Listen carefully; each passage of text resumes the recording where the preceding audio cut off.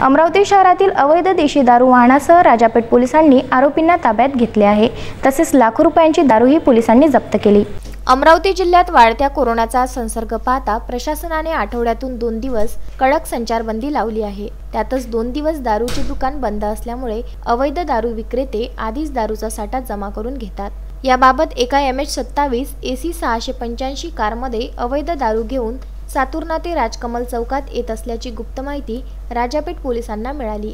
Rajapeth police निरीक्षक किशोर सूर्यवंशी यांनी तात्काळ सापळा रचून कार्यवाहीचे आदेश DB पथकाला देण्यात आले।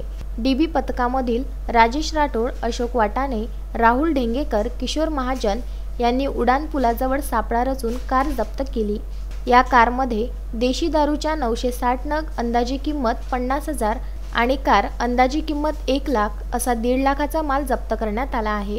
आरोपी 30 वर्षीय सुरेंद्र बाळू काळे व 24 वर्षीय मनोज पाल यांच्या विरुद्ध कारवाई करण्यात आली आहे। Bureau report, Vidarbha news, Amravati.